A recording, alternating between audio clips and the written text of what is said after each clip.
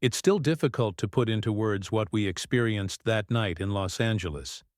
That moment when everything seemed about to crumble, when defeat was practically a foregone conclusion, and yet something greater, something impossible to explain logically, took over the field.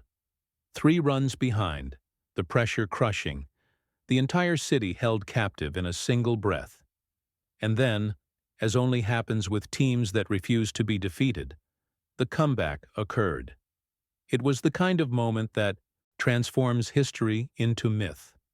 The stadium pulsed, as if every seat, every step, and every soul present had been part of that play. And in the end, the World Series trophy shone once more in our hands. But in baseball, glory is short-lived. While fireworks still lit up the California sky, the MLB clock was already ticking away the start of a new phase. We've reached the off-season again, and, as always, it demands difficult decisions. Because if the goal now is to pursue the three-peat in 2026, that implies renewing, adjusting, and above all, knowing when to say goodbye. Not everyone who built this title will be here when the next season begins. And as much as that hurts, it's part of the process of keeping a winning franchise alive. Michael Conforto is the first name that perfectly represents this moment of rupture. When he arrived, there was hope for a fresh start. A talented player who just needed the right stage to rediscover his best form. And for a short period, it seemed that this script would play out. But the season was unforgiving. His performance didn't match his potential. His offensive output was below what was needed, and the player's own confidence waned along the way. When Conforto was left off the playoff roster, the message was clear. Now, management is looking for something different. Interest in names like Kyle Tucker, the sentimental but calculated return of Cody Bellinger, or even a bold move involving Luis Robert Jr. are already part of the internal discussion. The message is direct. Los Angeles wants explosiveness, youth, and consistency.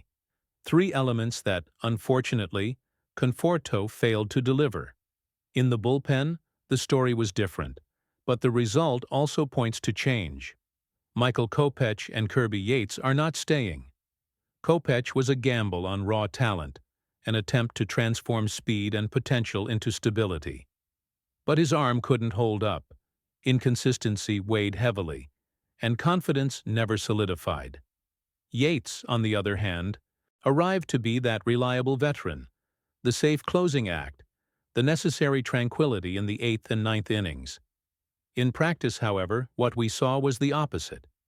The inconsistency caused the bullpen, instead of being a support, to become a permanent concern. And even in the championship, there was a feeling that we won despite this instability, not because of it. Now, it's certain that the Dodgers will act strongly in the market.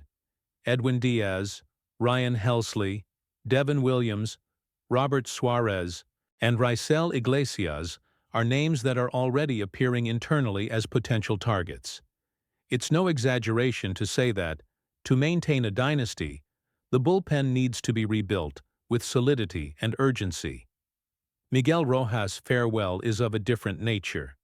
Here we speak of emotion, respect, and legacy. Rojas never starred, but he embodied something even rarer, the franchise's identity. He played for the love of the game, the uniform, and the moment. And it was precisely him, the veteran that many didn't expect to see in a decisive moment, who delivered that incredible hit in the 9th inning. That home run that changed the final and instantly entered the club's history. Rojas leaves with honor, and his departure is not a rupture, but a natural transition.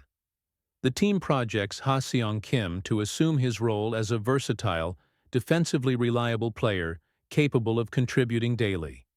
It's the natural cycle that every winning team needs to accept. The past is celebrated, but the future needs to continue being built. Max Muncy's situation is perhaps the most complex on the list. Muncy is part of the soul of that winning era, a player who always delivered power at the plate, competitive courage, and decisive moments. But modern baseball demands elite defense on every inch of the field, and the defensive decline at third base has become a clear point of weakness. Muncy still hits. He still produces. He still has value. And for that very reason, the decision about his future is strategic. Maintaining the $10 million option means betting that the offense outweighs the defensive risk. Giving it up, on the other hand, means opening space for renewal and perhaps for an impactful move. A player like Bo Bichette can redefine the infield defense. Alex Bregman can bring elite offensive presence. Brendan Donovan can bring balance and versatility. The choice here is not emotional, it's structural. And then we arrive at Clayton Kershaw. There's no simple way to say this. His last game for the Dodgers has already happened. Even those who knew this moment would come felt like something inside their chest had been ripped away. Kershaw wasn't just our ace. He was the face, the heart, and the symbolic weight of the franchise for an entire generation. His performances, his battles, his defeats, his redemptions, all of that shaped what it means to be a Dodgers fan since 2008. His farewell was dignified. An entire stadium standing, in respectful silence, in absolute gratitude. There is no replacement for Kershaw. There is no metric that captures his impact. There are no statistics that translate his importance. Now the rotation will seek readjustment.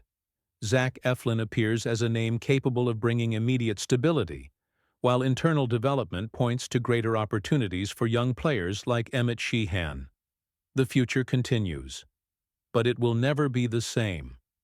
What remains after all this is the certainty that we are in the midst of something great. Not an isolated title, but an era. And eras demand courage to evolve. The blue jersey doesn't sustain itself on nostalgia. It sustains itself on ambition. The next season begins now, with decisions that seem tough but are necessary. Because being Dodgers is about believing before victory, during doubt, and after glory. The 2025 World Series was won on the edge of emotion. The 2026 one needs to be built on the architecture of intelligence. I want to know what you think. Do these departures make sense? Would you keep anyone? Who should be a priority in the market? Leave your comment. This is Dodgers News Blue Family. And here, the season never ends.